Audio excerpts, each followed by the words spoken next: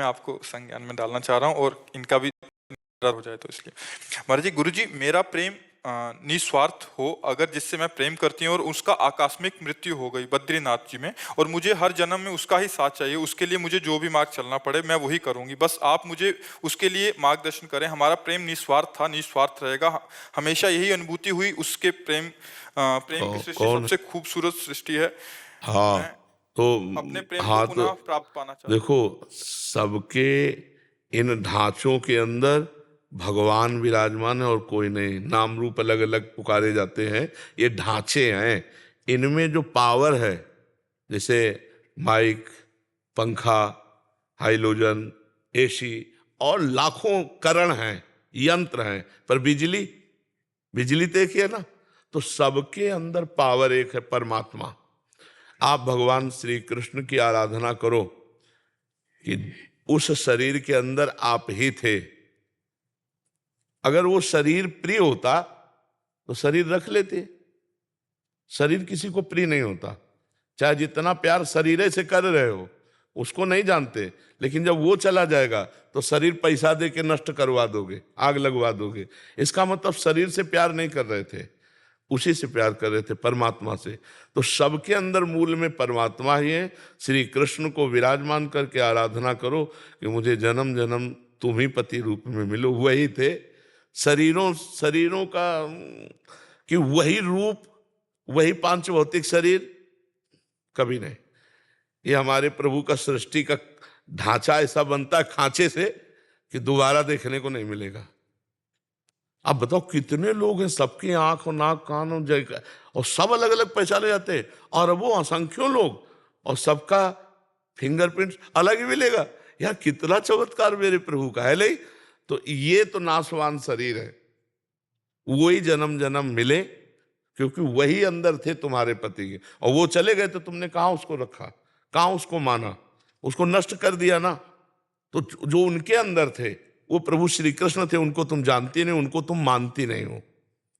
नहीं, ये प्रश्न न रहता, ये प्रश्न खत्म हो जाता कि मैं हे परम सुंदर सबके अंदर विराजमान श्री कृष्ण, मैं तो जानती नहीं थी कि तुम ही हो। मैं तो उस ढांचे को अपना प्रिय मान रही थी। अब वो समझ में आ गया कि ढांचे के अंदर तुम छुपे थे। आप ढांचे से प्यार नहीं, बाप से प्यार हो।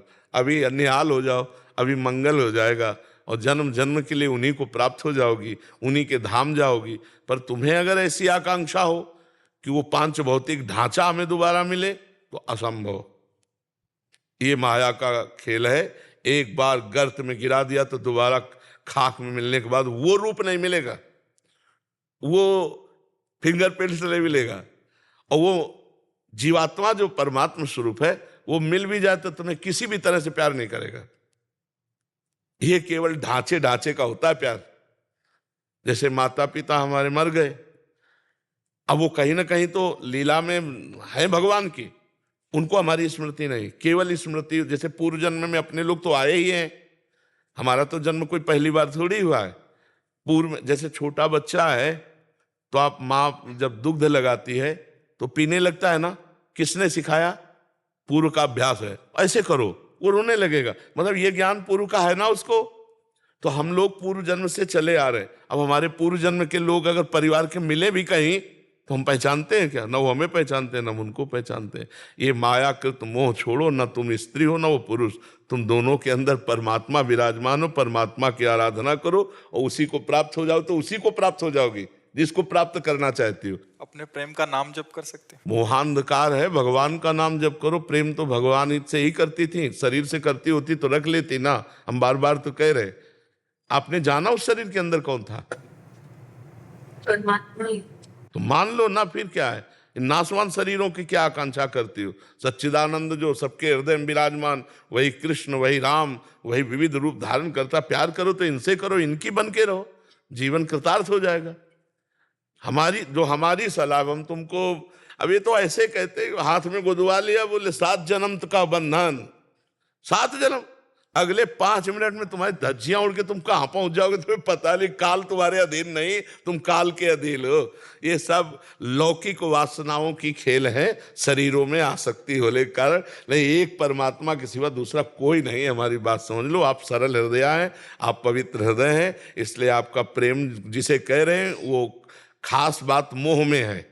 और मोह से प्रेम में आ जाएगा तो फिर आप जिधर देखोगे उधर आनंद सिंधु भगवान ही नजर आएंगे। हमें तो यही लगता है कि अपना प्यारा वही है, और सब कोई उन्हीं से प्यार करता है यार, सब कोई। अगर आपका पुत्र पधार जाए, मान लो पुत्र के अंदर का परमात्मा चला जाए, तो रख लियो आप 10-5 दिन। आप पैसा दे के कहोगे कि अब ले जाओ, वो चला गया। कौन? जिसको जानते नहीं हो, और जिसको जानते हो तुम्हारे आगे पड़ा है। आप समझो, अनजाने में तो परमात्मा से प्यार सच्ची मानो। ये जैसे शरीर चल रहा है ना, तो इसमें नाम रूप लेकर लगता है मैं, वो जो मैं अंदर है वो पावर है, पावर। और हम देखो उस पावर के अंश हैं जो सबसे बड़ा है। तो हम सबके अंदर एक बात रहती कि मैं सबसे बड़ा बन जाऊं, नहीं रहती। चाहे जिस डिपार्टमेंट में हो बड़े बने, क्योंकि हम बहुत बड़े के हैं, बहुत बड़े के हैं ना अंश। और दूसरी बात, मरना नहीं चाहता क्योंकि अविनाशी के अंश है। तीसरी बात, दुख नहीं भोगना चाहता, सुख भोगना चाहता क्योंकि सुख सिंधु का अंश है। ये भूलो मत, वही श्री कृष्ण सब रूपों में है। वही बद्री नारायण में अपने स्वरूप में लीन हो गए। अब नारायण की उपासना करो, कृष्ण की उपासना करो। हमारी बात मान लो तो, और ना समझ में आए तो उनकी फोटो रख लियो, रोती रहो, मिल जाए तो हमें बता देना। नहीं, आपको बताइए, मान पे चलेंगे। हाँ,